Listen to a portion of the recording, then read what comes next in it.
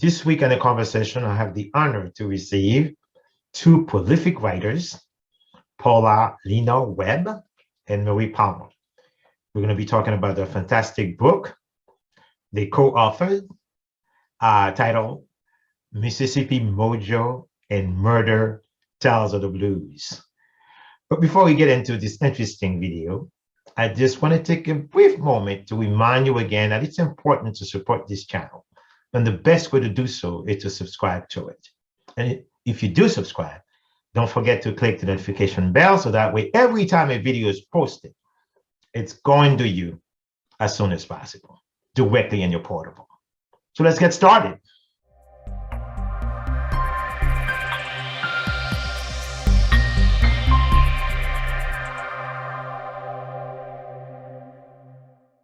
Again, my name is Ardain Isma, and I'm here this evening with two impeccable authors. I'm speaking with Paula Webb and Marie Palmer. Many of you know that not too long ago, I had a very interesting conversation with Marie Palmer, where we talked about Boynton Oak, a grave injustice. Remember that? But tonight, we're falling maybe into the same pattern because we're going to be talking about Mississippi Mojo and Murder Tells of the Blues. Mm-hmm. Interesting.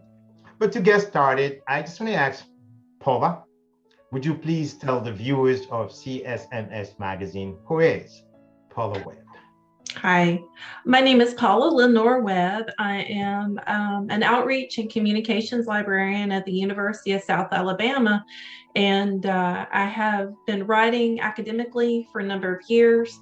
And I'm a tenured librarian at the university. And whenever I got tenure, I got the opportunity to branch into something different, try some new things, experience new things, just try something different. So I started writing nonfiction, and I produced 2 nonfiction books. Okay. And then helping me with one of those nonfiction books was Miss Marie Palmer. And so I suggested to her, I had this other fiction book I'd kind of been working on for a while, and would she be interested in co-authoring it, or if she thought it was any good or worth her effort. And next thing I know, she's on it, she's loving it, and it happened. Just as she quick her way into your project, right? Mary, yeah, there's a secret to just the right moment. Exactly. So how exciting was it for you, Mary? It was fun for me too. I've written with 4 women and 2 men, and all different types of genres. So this was kind of different, but Paula knew the area that the Mississippi Mojo took place in, and that helped a lot. Okay. She's really good with imagery. Okay, so Paula, could you please explain to the audience now the specific area where the setting really takes place? Certainly. It's based in Cleveland, Mississippi, and I got my master's degree in library science, and my first job after living in Birmingham, Alabama, and then growing up in Mobile, Alabama, where they're relatively large cities, I took a job in Cleveland, Mississippi, where the population runs around 13,000 people. Right. So a very small city compared to the two.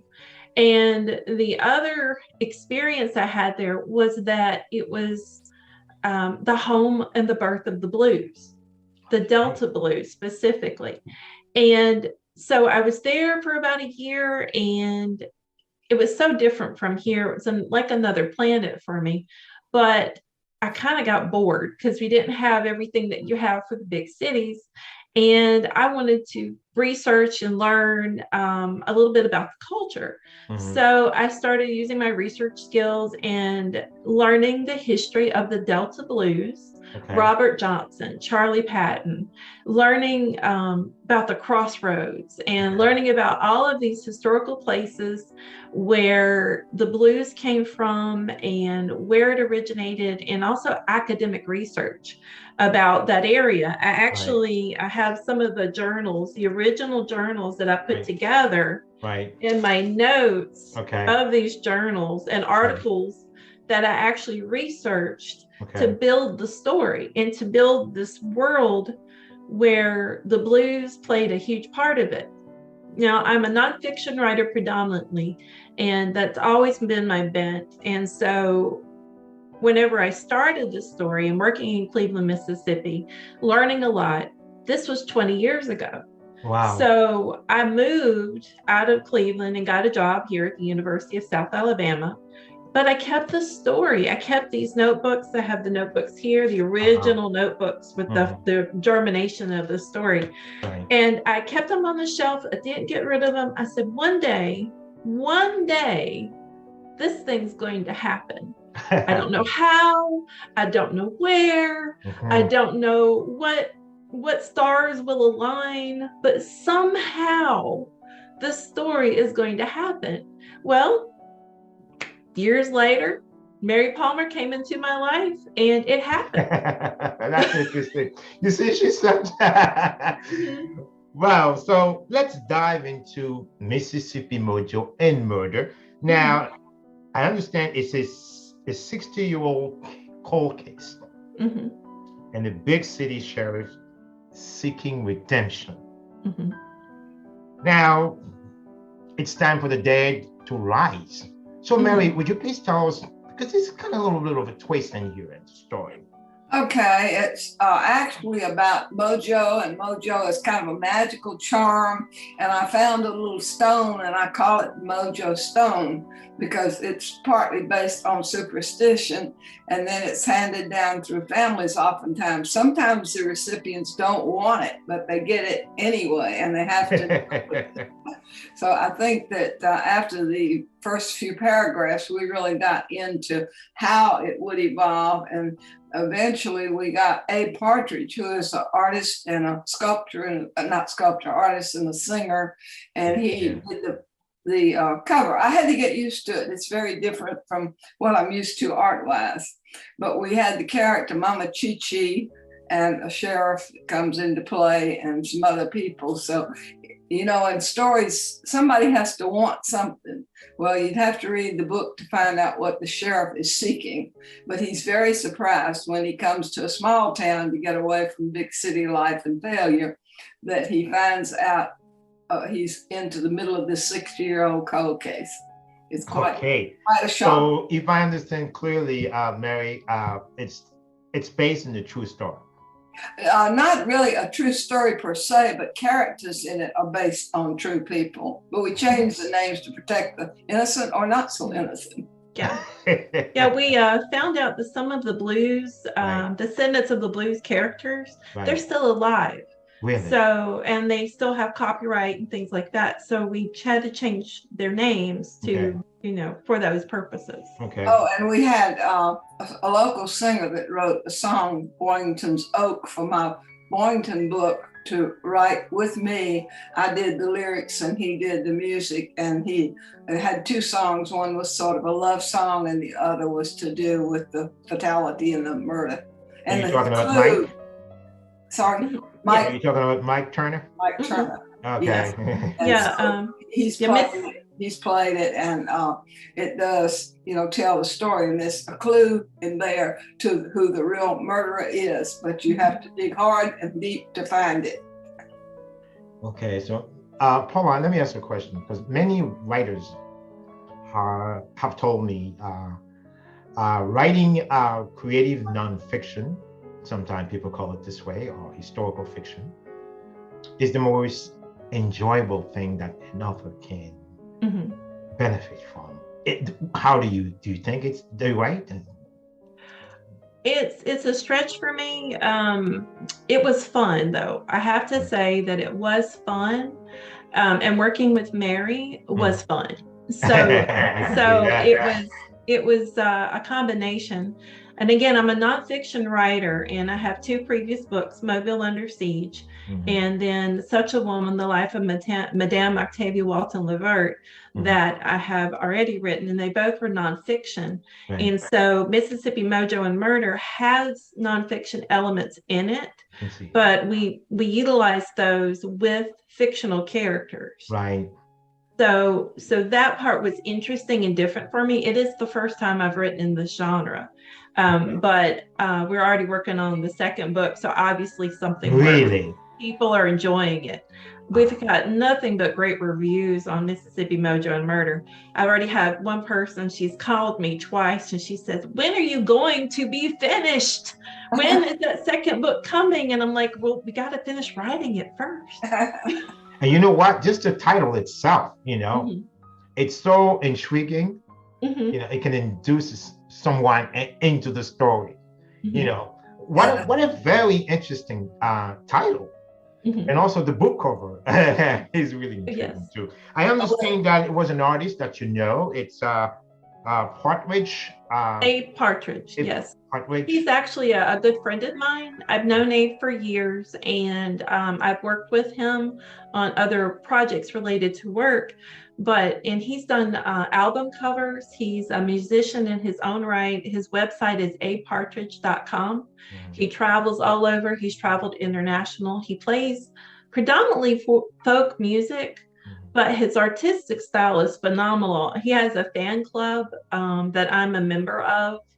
And like I said, I've known Abe for years. I know his family. They're wonderful. And I deal with a lot of artists, and I can tell you he's one of two artists as far as painting and creating artists, because he's a multimedia artist, that I see easily becoming internationally known for their art within the next 5 to 10 years.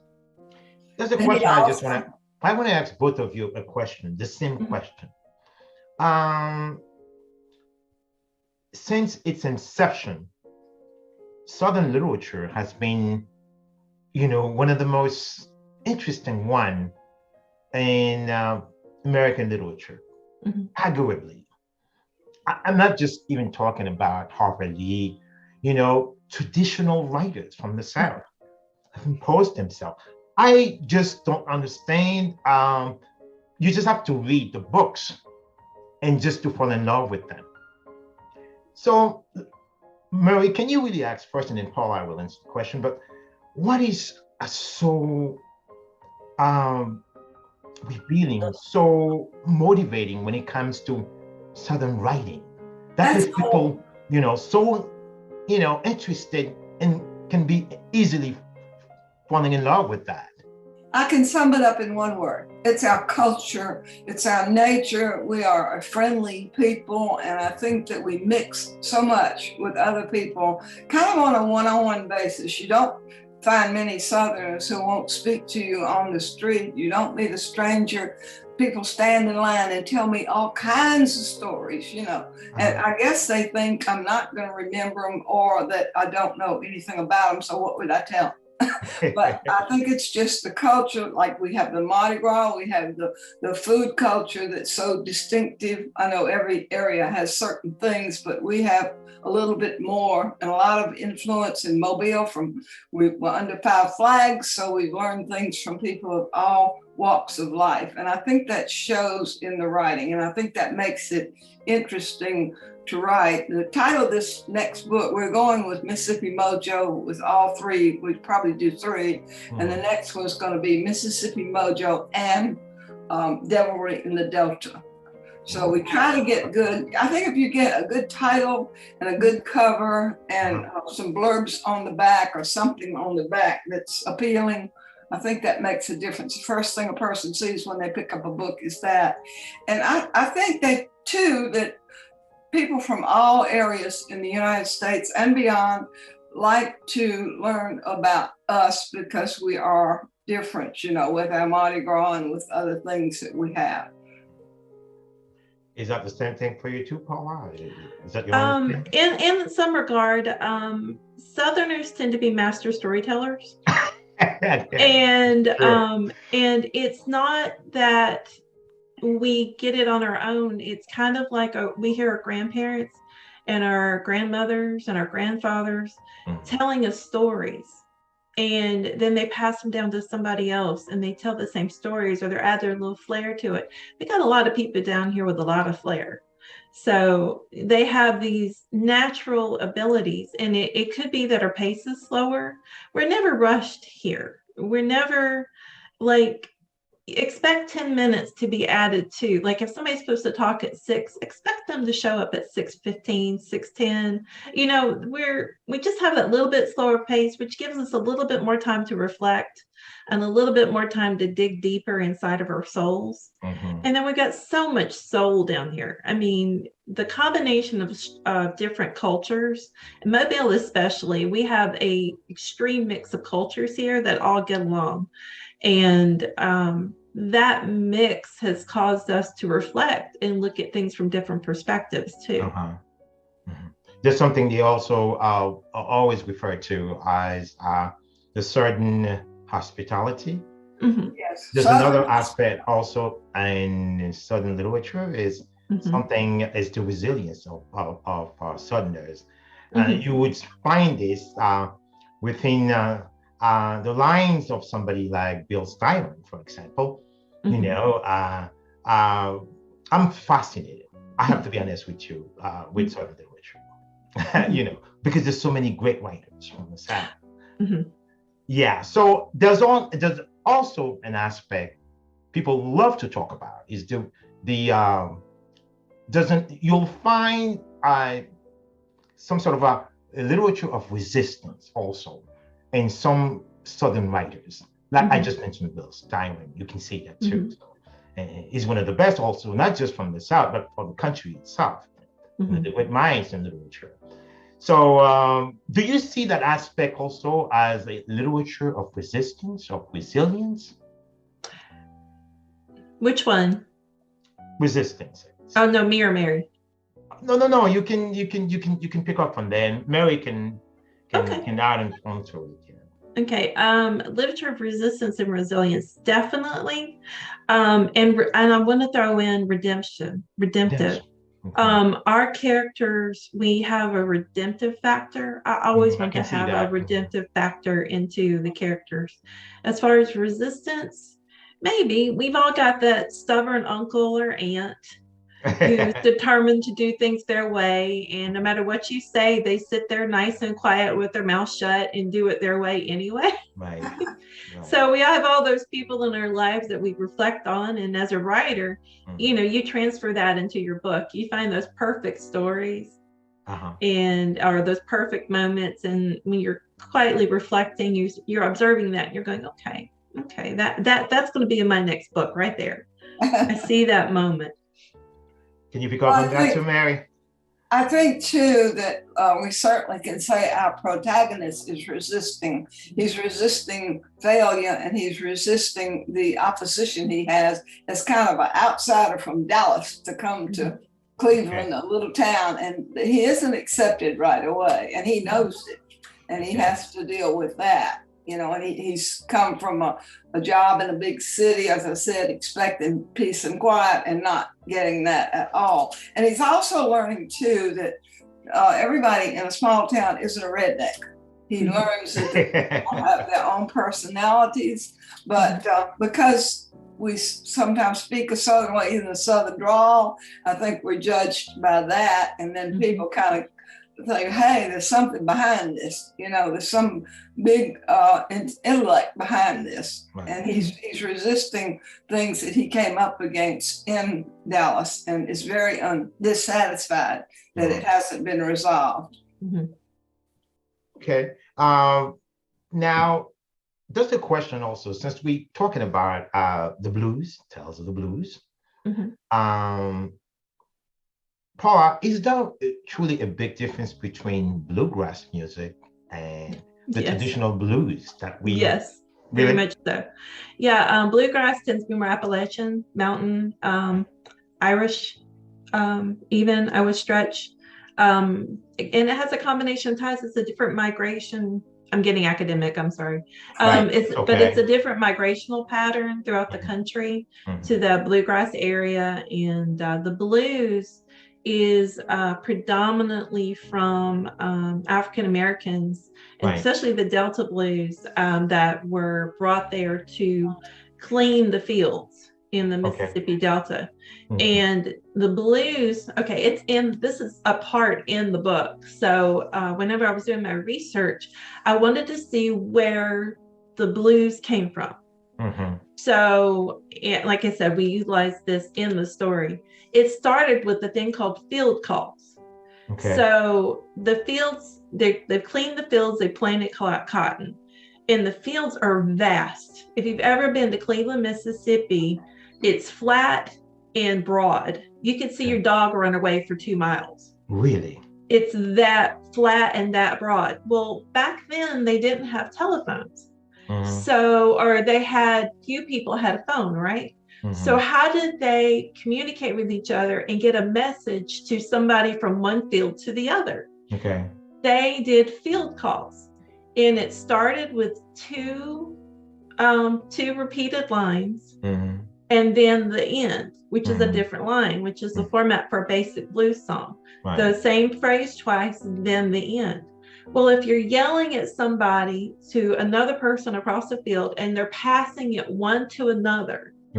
So John is passing it to Richard. Richard's passing it to Paul. Paul is passing it to Stan. And then he's following it up again to get the message, say, hey, I have the message coming.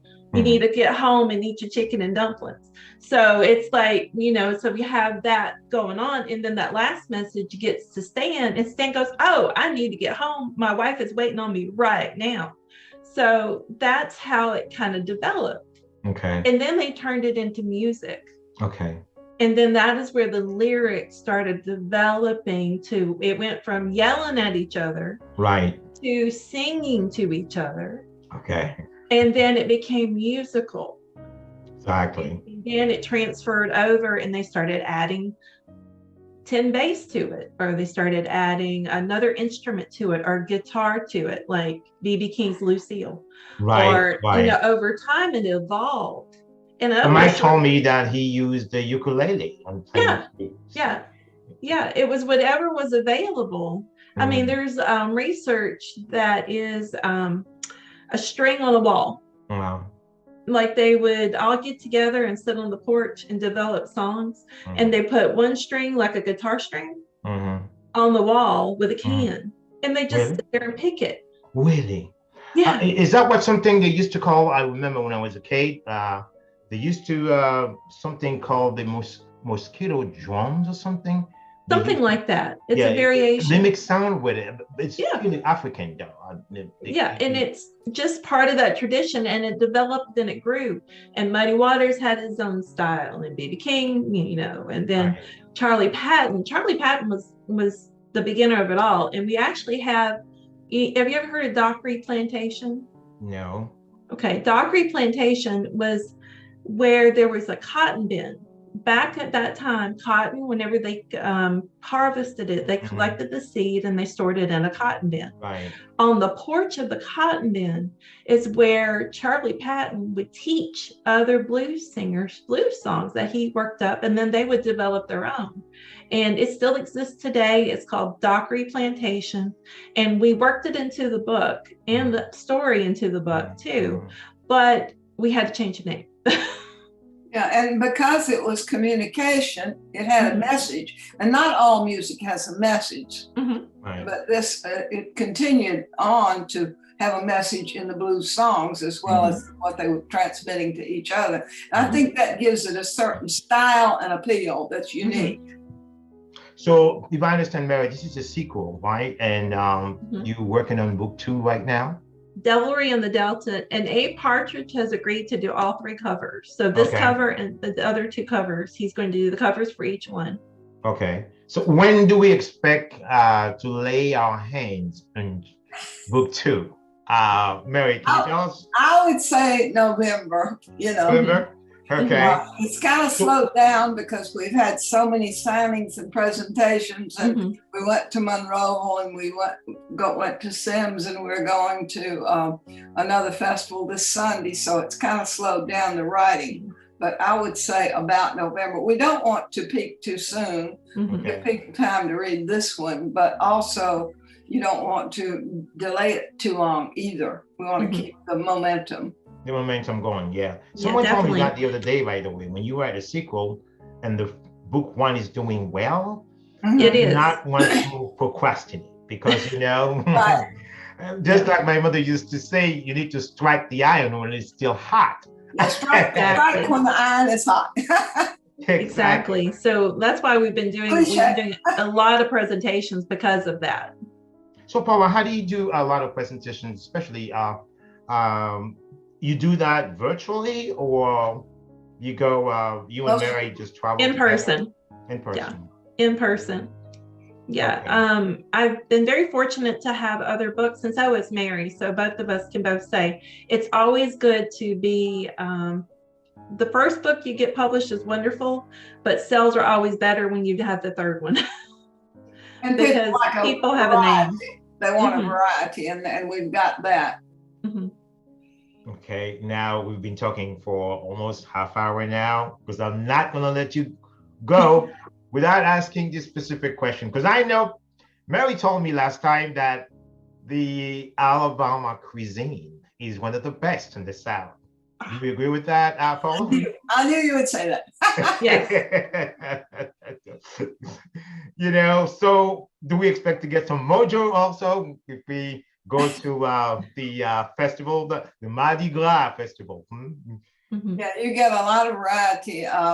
Another thing we have is a lot of fish and grits and catfish and grits, you know, and that's special to the area kind of. And we talked about some of the other things, but we will have some of that. And we have some in this book. We may have a recipe. I don't know yet, but sometimes we put those in there because the sheriff, who is the protagonist, is a good cook and he likes to do that.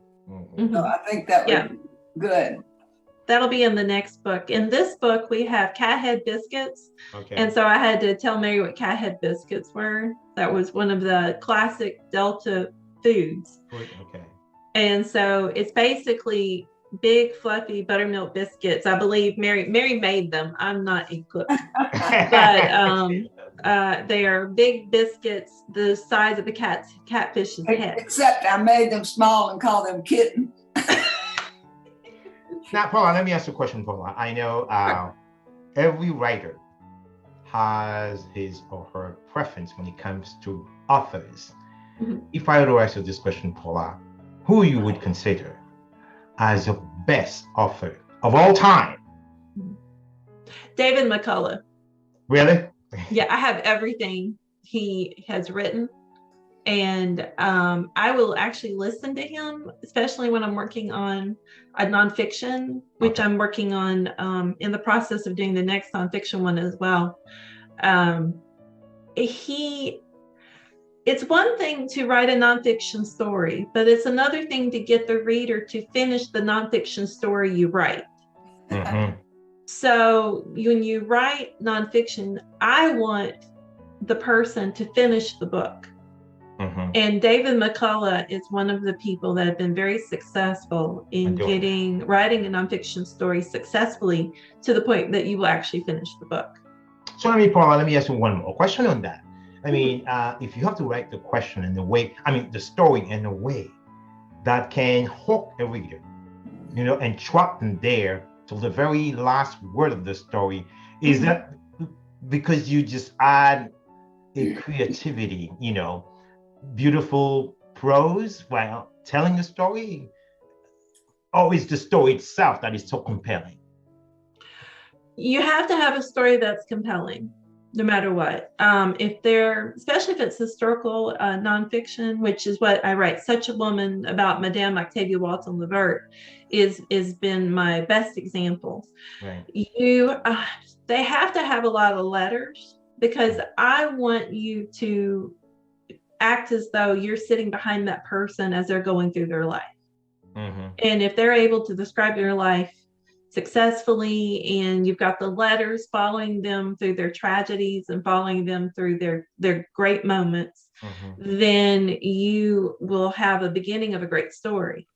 But then you have to figure out how to, it's one thing to fall in love with a character, an historical character, but it's another for the other person to love them too. Exactly. And to do that, you have to use those verbiage that makes you, it's like fiction verbiage, but it's usually in Octavia's case, I was able to use her own words because she herself was a prolific writer. Okay. So I was able to use her words to convey the pain and the agony of her own children dying, which was useful. She wrote Longfellow. Her and Longfellow were good friends. And I was able to convey the agony she was going through by quoting actually her. Oh, okay. So having the actual letters helps a lot, but then you also have to put yourself in their place. I mean, I talk about Octavia as if she's a real live person today. I mean, it's when you get so close to a character like that, it just, there's nothing like it. And you can't, Mary, yeah, go ahead, Mary. You can't stop with curiosity. You've got to bring in the tense moments and the tragedy and the deep drama. You can start with the hook and the curiosity, but then you've got to transfer that to something bigger and better and make the people feel it emotionally by showing and not telling. So that's why the story itself has to be compelling. Yeah. Yes. Okay. Now, beside any other project that you two ladies plan after this one is over and tackling together? Well, I think these three books will take our time for now.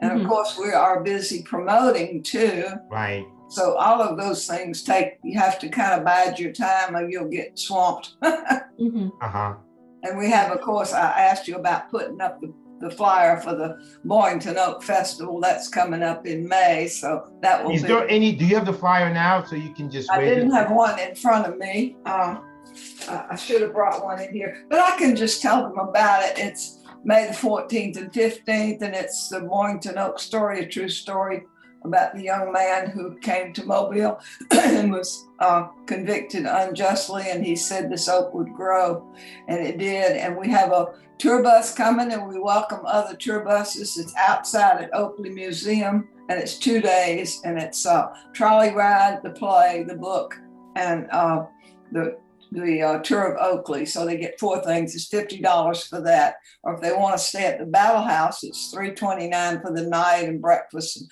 a lot of extras. And they can look at my website and see the flyer, or they can look at Oakley website, the famous museum in Mobile. So I will make sure also I have it in the, because I remember you sent me a copy of it.